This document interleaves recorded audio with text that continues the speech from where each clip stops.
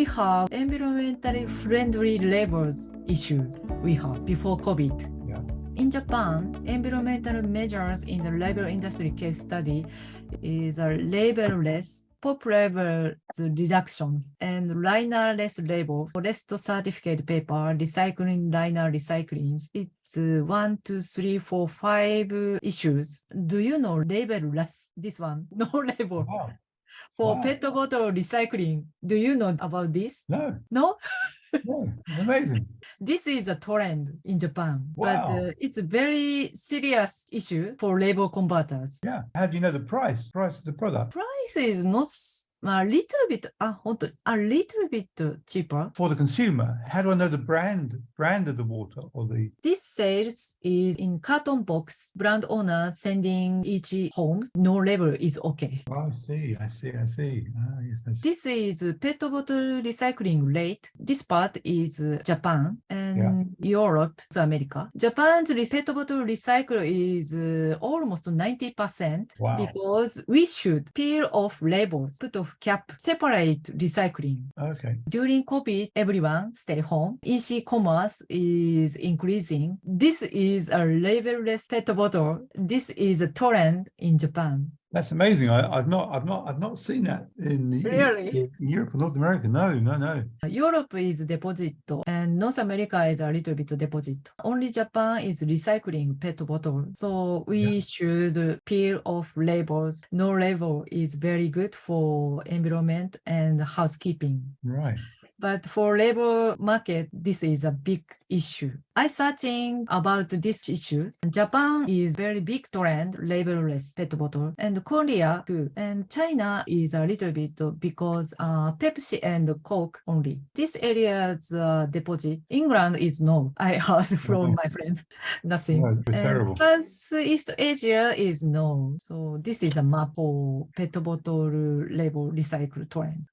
No, I think it's very interesting. Many of these label trends start in Japan, then they move into Europe, North America. But today, I don't see this happening in Europe or in North America. No, I think there are many consumers, younger people, generation Z, Generation Z, who will welcome this kind of Really? product. Yeah.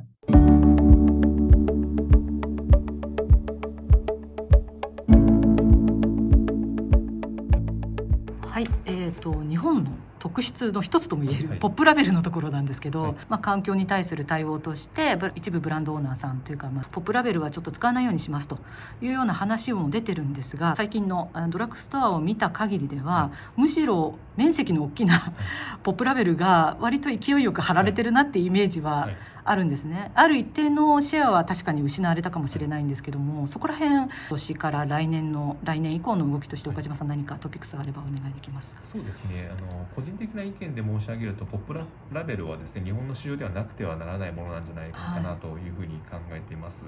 で、あともう一つでいくと、不況に強いマーケティングのツールなんじゃないかなというふうにも思ってまして、今だんだんとこう利上げの影響とかもあって不況感になってきていて、かなりですね、エンドユーザーさんの方がマーケティングのコストもしくはプロモーションのコストを下げようというような動きになってます。なのでテレビ CM とかそういった広告がどうしても減ってくるような状況になるのかなと、打ちたくても打てない、そういったところがある中で、じゃあどうやって消費者に訴求しなきゃいけないのかなっていった時に、ポップラベルっていうのはかなりですね、効率的に訴求できる方法なんじゃないのかなというふうに思ってます。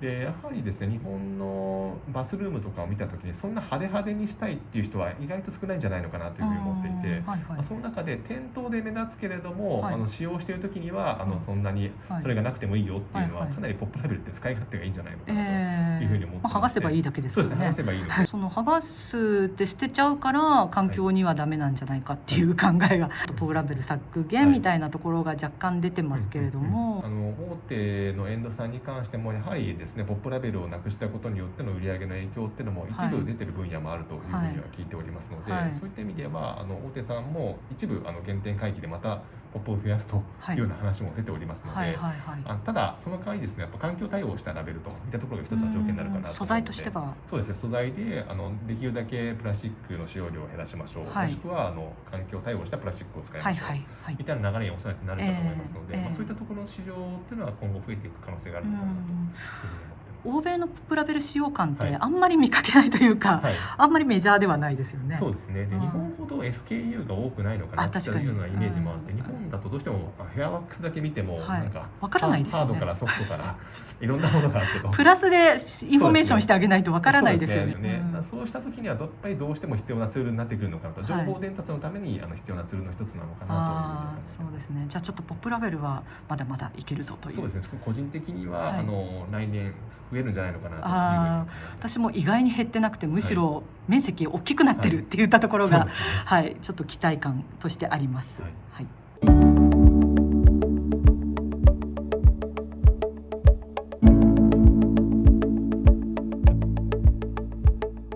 Another topic is linerless. For logistics and retails, upping, is this same situation in Europe and North America?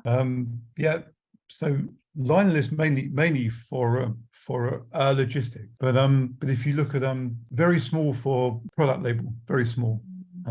For if you look at food and drink, beverage, food, very small linerless.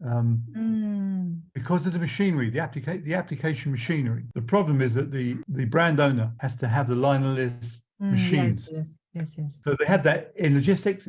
It's not a problem, but for the brands, the problem is the machinery, the application machinery. I see.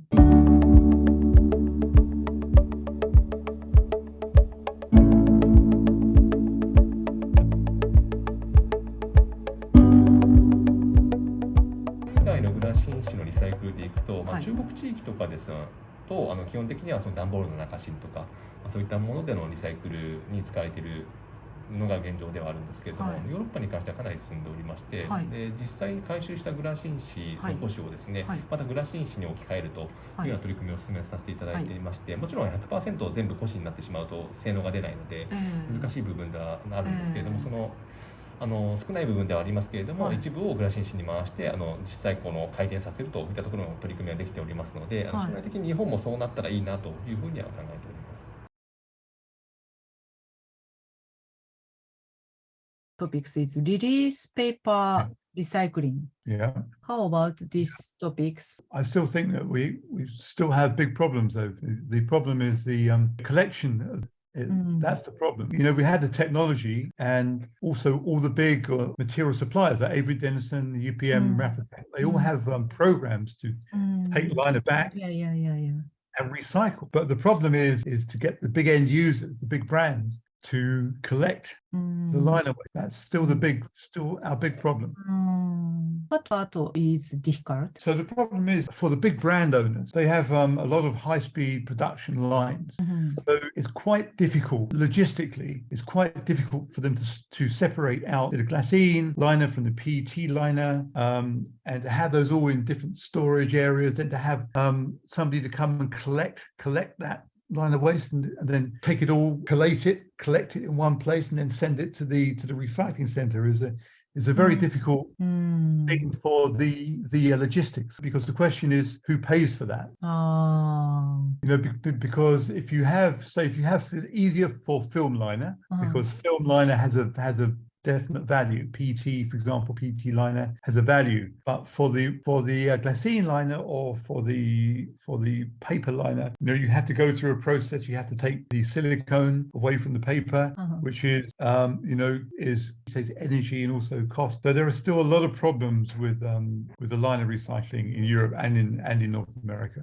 How about CLAB, the Association of Recycling Label Material? Yes, they're all doing very good work, and they are trying to work with the big brands as well. So they're all doing very good work, and also doing very interesting work on the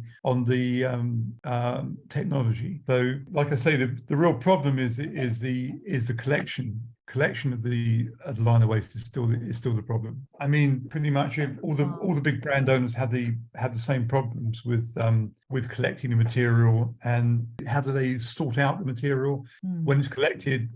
Where is it taken? You know, there are kind of issues with put it on a truck for 300 kilometers using CO2, and you know the life cycle. I see. Is difficult. There are only CCL and all for label join that association. Label converter only two company. Okay, that's interesting. そうなんだ。Yeah, because you know, it's not really the label printer, it's really the end user. That's what the big volume of the liner waste is. I see.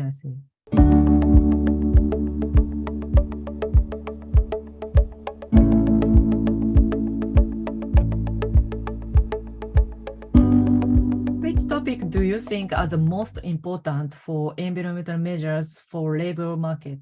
Very interesting. I mean, I think those first two that you have there, the label list and the elimination of POP labels are much more so in Japan than they are in Europe and North America. I would say that there's a lot of interest in line list labels, lots of interest. I know that Avery Dennison recently acquired a company called Catchpoint, who are very big in line list labels. So I think there's a lot of research and technology will go into line lists, you know, because line lists should be the way forward.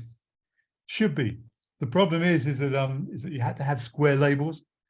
The problem is that the end user still has to buy the special machinery. So there are big issues, I think, with the line list. Forest certified paper has been an amazing success. So you know what's interesting now is that the forest certified paper is now the same cost as the ordinary paper. So that's been a big benefit. So for the brand owner to use the certified costs them the same as non-certified. So especially cosmetic company. But I see that. But I can see that, you know, liner recycling is going to be a big problem going forward. Not technology, but the collection. Because you think about North America. You know, think about how big North America is. And number 1, 2, and 2, Japan's situation, labelless, no more labelless. That's very scary.